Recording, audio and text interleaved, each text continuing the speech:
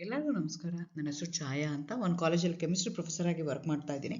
ನನ್ನ ಇಂಟೆನ್ಷನ್ ಏನು ಈ ಚಾನೆಲ್ನ ಸ್ಟಾರ್ಟ್ ಮಾಡೋಕ್ಕೆ ಅಂದರೆ ಸಾಧ್ಯ ಆದಷ್ಟು ಕೆಮಿಸ್ಟ್ರಿ ರಿಲೇಟೆಡ್ ಟಾಪಿಕ್ನ ಸಿಂಪಲ್ ಆಗಿ ಕನ್ನಡದ ಹೇಳುವಂಥ ಪ್ರಯತ್ನ ನನ್ನ ಚಾನಲ್ ಮುಖಾಂತರ ಮಾಡ್ತಾ ಇದ್ದೀನಿ. ಪರ್ಟಿಕ್ಯುಲರ್ಲಿ ಕನ್ನಡ ಮೀಡಿಯಂ ಹುಡುಗರಿಗೆ, ರೂರಲ್ ಹುಡುಗರಿಗೆ ಹೆಲ್ಪ್ ಆಗಲಿ ಅಂತ ಕೆಮಿಸ್ಟ್ರಿನ ಕನ್ನಡದ ಹೇಳುವಂಥ ಪ್ರಯತ್ನ ನನ್ನ ಚಾನಲ್ ಮುಖಾಂತರ ಮಾಡ್ತಾ ಇದ್ದೀನಿ. ನೀವೇನಾದರೂ ರಾಣಿ ಚೆನ್ನಮ್ಮ ಯೂನಿವರ್ಸಿಟಿನಲ್ಲಿ ಓದ್ತಾ ಇದ್ದೀರಾ, 4th ಸೆಮ್ಮಲ್ಲಿ ಇದ್ದೀರಾ ಅಂದರೆ ಅದರಲ್ಲಿ ಒಂದು ಯೂನಿಟ್ 3ನಲ್ಲಿ 2 ಸಬ್ ಟಾಪಿಕ್ ಬರುತ್ತೆ. ಆ ಒಂದು ಸಬ್ ಟಾಪಿಕ್ಕು ರಿಯಾಕ್ಟಿವ್ ಇಂಟರ್ಮೀಡಿಯೇಟ್ಸು. ಆ ಸೀರೀಸಲ್ಲಿ ನಾನಿವತ್ತು ಲಾಸ್ಟ್ ಅಂದರೆ 12th ವಿಡಿಯೋನ ಅಪ್ಲೋಡ್ ಮಾಡ್ತಾ ಇದ್ದೀನಿ. ಇವತ್ತಿನ ವಿಡಿಯೋದಲ್ಲಿ ನಾವು ಅರೈನ್ಸ್ ಅಂತ ಬರುತ್ತೆ ಅಥವಾ ಬೆಂಜೈಮ್ ಅಂತ ಹೇಳ್ತೀವಿ, ಆ ರಿಯಾಕ್ಟಿವ್ ಇಂಟರ್ಮೀಡಿಯೇಟ್ ಬಗ್ಗೆ ತಿಳ್ಕೊಳ್ತಾ ಹೋಗೋಣ. ರಿಯಾಕ್ಟಿವ್ ಇಂಟರ್ಮೀಡಿಯೇಟ್ ಅಂದ ತಕ್ಷಣ ಅದು ಆಲಿಫ್ಯಾಟಿಕ್ ಓಪನ್ ಚೈನ್ ಕಾಂಪೌಂಡಲ್ಲೇ ಇರಬೇಕು ಅಂತಲ್ಲ, it can be possible with aromatic compound ಅಂತ ತೋರಿಸೋದಕ್ಕೆ ಇರುವಂಥ ರಿಯಾಕ್ಟಿವ್ ಇಂಟರ್ಮೀಡಿಯೇಟ್ ಯಾವುದು ಅಂತಂದರೆ ಅರೈನ್ ಅಂತ ಹೇಳ್ತೀವಿ, ಇಲ್ಲಾಂದರೆ ಬೆಂಜೈಮ್ ಅಂತ ಹೇಳ್ತೀವಿ. ಬೆಂಝೀನ್ ರಿಂಗಲ್ಲಿ ಒನ್ ಆಫ್ ದಿ ಬಾಂಡ್ ಏನಾಗುತ್ತೆ, ಟ್ರಿಪಲ್ ಬಾಂಡ್ ಇರುತ್ತೆ.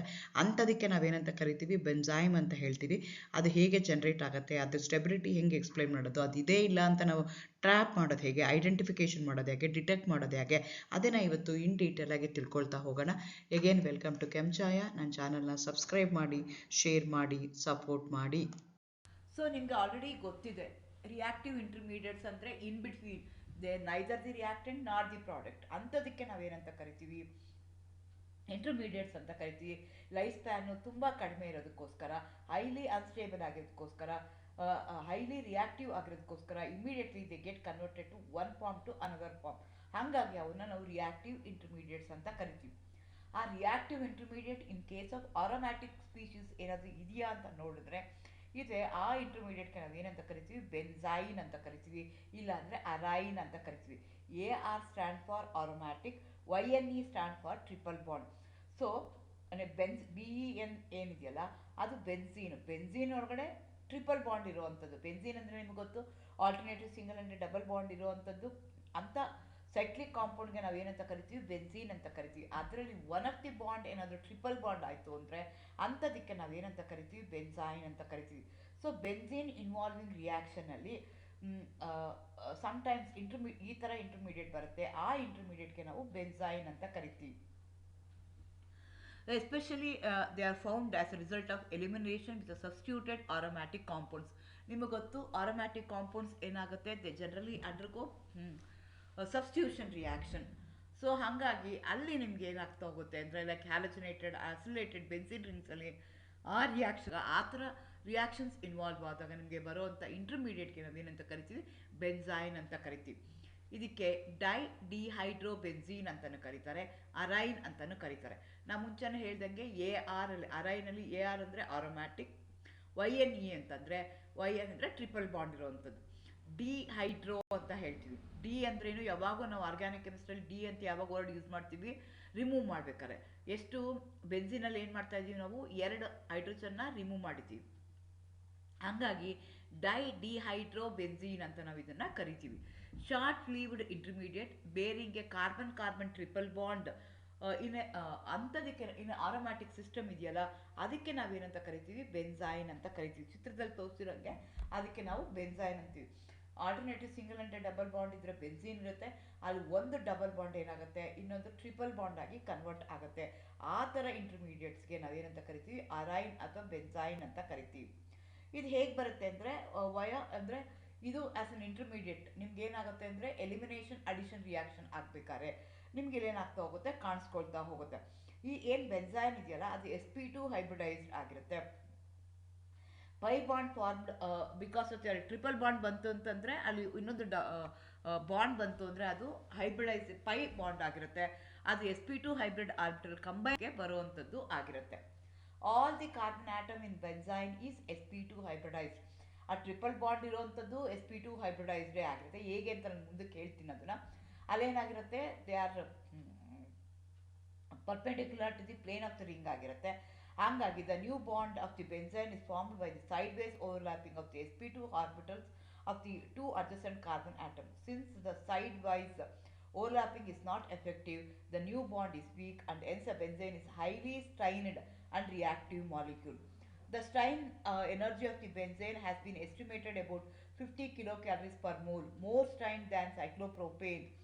And only slightly less strain than cyclopropene. ನಿಮ್ಗೆ ಆಲ್ರೆಡಿ ಗೊತ್ತಿದೆ ಸೈಕ್ಲಿಕ್ ಕಾಂಪೌಂಡ್ಸ್ ಏನಿದೆಯಲ್ಲ they will be highly strained ಆಗಿರ್ತವೆ. They try to open up because they have the angle strain. ಯಾವುದೇ ಒಂದು ಮಾಲಿಕ್ಯೂಲಲ್ಲಿ ನಿಮಗೆ ಸ್ಟೇಬಲ್ ಆಗಿರಬೇಕು ಅಂದರೆ it should be free from angle strain, it should be free from the torsional strain, it should be free from the steric hindrance. ಅವಾಗಷ್ಟೇ molecules ನಾವು stable ಅಂತ ಹೇಳ್ತೀವಿ. ಇದೆಲ್ಲ ಸ್ಟ್ರೆಸ್ ಇದ್ದಾಗ they try to open up, they try to convert from that strained ಮಾಲಿಕ್ಯೂಲಿಂದ stable ಮಾಲಿಕ್ಯೂಲ್ಗೆ ಅವು convert ಆಗೋಕ್ಕೆ ಟ್ರೈ ಮಾಡ್ತವೆ. ಆ ರೀತಿಯಾಗಿ ಈ ಸೈಕ್ಲೋಪ್ರೋಪೇನ್ ಎಷ್ಟಿದೆ 28 ಕಿಲೋ ಕ್ಯಾಲರೀಸ್ ಪರ್ ಮೋಲ್ ಇದೆ, ಅದು ಸ್ಟ್ರೈನ್ ಮಾಡಿ. ಅದರಲ್ಲಿ ಸೈಕ್ಲೋಪ್ರೋಪೀನ್ ಒಂದು ಡಬಲ್ ಬಾಂಡ್ ಮಾಡಿದ್ದೀವಿ, ಅವಾಗ ಏನಾಗುತ್ತೆ ಅಲ್ಲಿ ಆಲ್ಮೋಸ್ಟ್ ಅದೇನಾಗಿರುತ್ತೆ ಮೋರ್ ಸ್ಟ್ರೈನ್ಡ್ ಮಾಲಿಕ್ಯೂಲ್ ಆಗಿರುತ್ತೆ. ಅದೇ ಥರ ಬೆನ್ಸೈನ್ನ ತಗೊಂಡ್ರೆ ಅದಕ್ಕೆ ಸ್ಟ್ರೈನ್ ಎನರ್ಜಿ ಎಷ್ಟಿರುತ್ತೆ ಅಂದರೆ ಸ್ಟ್ರೆಸ್ ಎಷ್ಟಿರುತ್ತೆ ಅಂದರೆ ಸ್ಟ್ರೈನ್ ಎನರ್ಜಿ ಎಷ್ಟಿರುತ್ತೆ ಅಂದರೆ 50 kilo calories per mole. Not A typical ಇಲ್ಲಿ ಟ್ರಿಪಲ್ ಬಾಂಡ್ ಇದ್ರು ಆ ಟ್ರಿಪಲ್ ಬಾಂಡ್ ಏನಿದೆಯಲ್ಲ ಅದು not A typical triple bond formed by the overlapping of 2 sp2 hybrid orbitals. ಎರಡು sp2 ಹೈಬ್ರಿಡ್ ಆರ್ಬಿಟಲ್ಸ್ ಓವರ್ಲ್ಯಾಪ್ ಆದಾಗ ಬರ್ತಾ ಇರುತ್ತೆ. ಹಾಗಾಗಿ ಎಸ್ಟಿಮೇಟ್ ಸ್ಟ್ರೈನ್ ಇದೆ ಮಾಲಿಕ್ಯೂಲಲ್ಲಿ.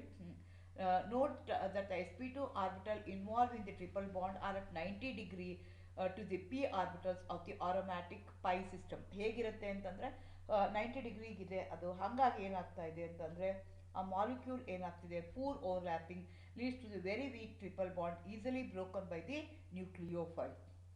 ಸೊ ಹೈಲಿ ಸ್ಟ್ರೈನ್ಡ್ ಮಾಲಿಕ್ಯೂಲ್ ಇರುತ್ತೆ, ಓವರ್ಲ್ಯಾಪಿಂಗ್ ಏನಾಗಿರುತ್ತೆ ತುಂಬ ಕಡಿಮೆ ಇರುತ್ತೆ, perpendicular to the p orbital ಆಗ್ತಾ ಇದೆ, ಹಂಗಾಗಿ ವೀಕ್ ಆಗಿ ನಿಮ್ಗೆ ರೆಸೊನೆನ್ಸ್. ಸೊ ಈಗ ನಮ್ಗೆ ಏನು ಹೇಳಬೇಕು, ಬಾಂಡ್ ಲೆಂತ್ನ ತಗೋಬೇಕು. ಈಗ ನೀವು ಬೆನ್ಸಿನ ತಗೊಂಡ್ರೆ ಬೆನ್ಸಿನಲ್ಲಿ ಎಲ್ಲ ಸಿಂಗಲ್ ಬಾಂಡ್ ಇರ್ಬೋದು, ಡಬಲ್ ಬಾಂಡ್ ಇರ್ಬೋದು, ಸೇಮ್ ಬಾಂಡ್ ಲೆಂತ್ ಇರುತ್ತೆ. ಆದರೆ ಬೆನ್ಸೈನಲ್ಲಿ ತಗೊಂಡ್ರೆ ನೀವು ಏನಾಗುತ್ತೆ ಅಂತಂದರೆ slightly shorter than C carbon bond in ಬೆನ್ಸೀನಲ್ಲಿ ಏನಾಗುತ್ತೆ 1.38 ಇರುತ್ತೆ. ಆದರೆ ಇಲ್ಲೇನಾಗುತ್ತೆ ಬೆನ್ಸೀನಲ್ಲಿ 1.39 ಇರುತ್ತೆ. ಎಲ್ಲ ಬಾಂಡ್ ಆ್ಯಂಗಲ್ಸೂ ಬಾಂಡ್ ಲೆಂತ್ನು ಡಬಲ್ ಬಾಂಡ್ ಇರ್ಬೋದು, ಟ್ರಿಪಲ್ ಬಾಂಡ್ ಇರ್ಬೋದು, ಎಲ್ಲನೂ 1.39 ಇರುತ್ತೆ. ಆದರೆ ಬೆನ್ಸೈನಲ್ಲಿ ಕನ್ಸಿಡರ್ ಮಾಡಿಕೊಂಡ್ರೆ ಸಿಂಗಲ್ ಬಾಂಡು 1.38 ಇರುತ್ತೆ. ಆದರೆ ಟ್ರಿಪಲ್ ಬಾಂಡ್ ಏನಿದೆಯಲ್ಲ ಅದು 1.26 ಇರುತ್ತೆ.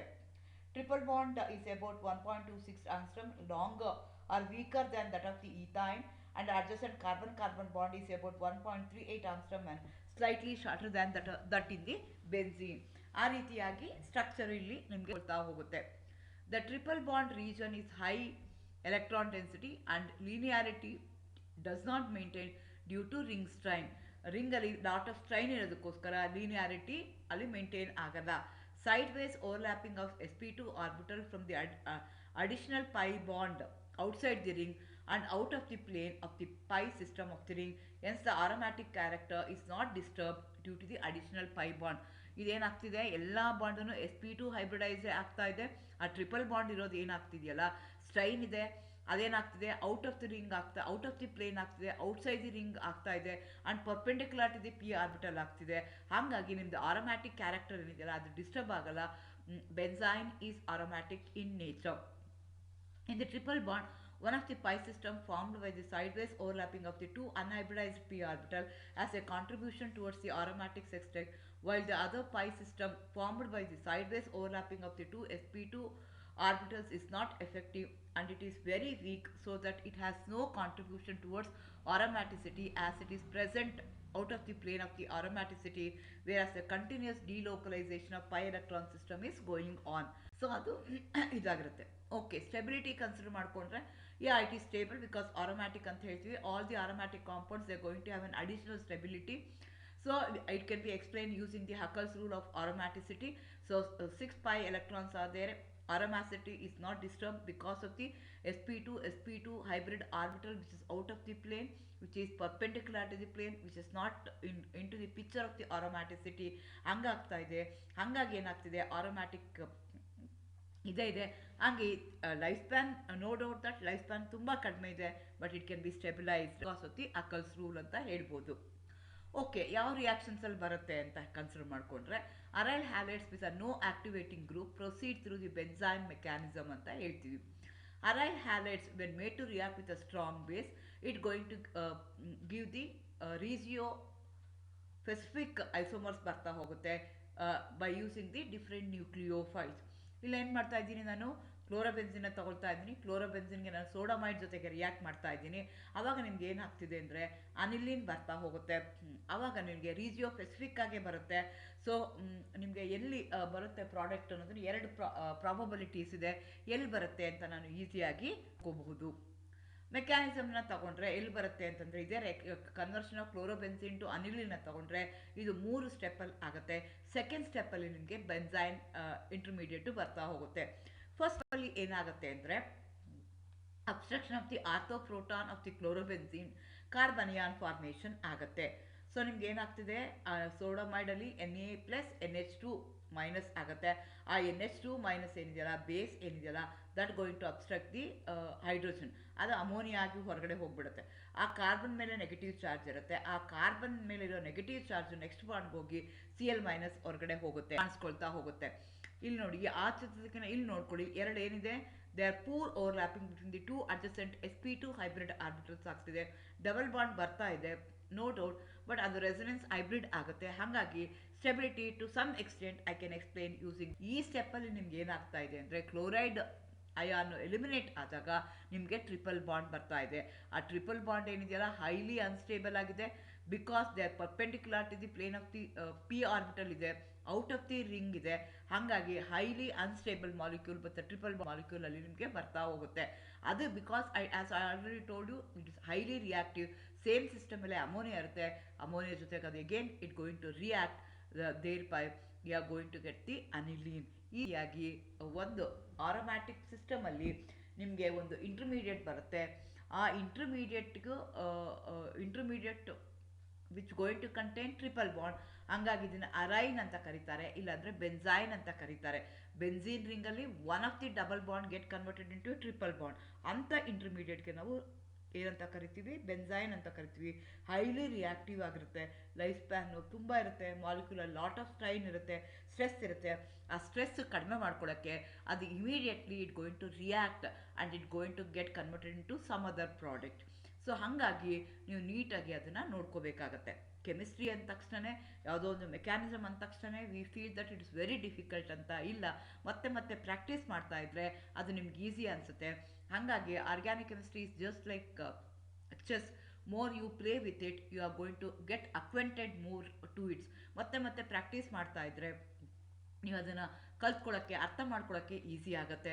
ಹಾಗಾಗಿ ನೀವು ಯಾವುದೇ ಒಂದು ರಿಯಾಕ್ಷನ್ ಮೆಕ್ಯಾನಿಸಮ್ ಕರೆಕ್ಟಾಗಿ ಅರ್ಥ ಮಾಡ್ಕೋಬೇಕು ಅಂತಂದರೆ, ಓಲ್ಡ್ ಬಾಂಡು ಹೇಗೆ ಕ್ಲೀವ್ ಆಗುತ್ತೆ, what's the intermediate you are going to get, how it going to that intermediate, how it going to behave, ಅದು ನಿಮ್ಗೆ ಅರ್ಥ ಮಾಡಿಕೊಂಡ್ರೆ ಈಸಿಯಾಗಿ ನನಗೆ ಫೈನಲ್ ಪ್ರಾಡಕ್ಟ್ ಏನು ಬರುತ್ತೆ ಅಂತ ಗೊತ್ತಾಗುತ್ತೆ. ಇದಕ್ಕೆ ನಾವೇನಂತ ಕರಿತೀವಿ, in order to understand the mechanism of a particular reaction, in order to understand what may be the product that I am going to get during this reaction ಅನ್ನೋದಕ್ಕೆ ನನಗೆ intermediate play very important role. ಆ intermediate stability ಹೇಗಿದೆ ಅಂತ ಆಗುತ್ತೆ. So ಆ basis ಮೇಲೆ ನನಗೆ product ಬರ್ತಾ ಹೋಗುತ್ತೆ. Thank you, all the best.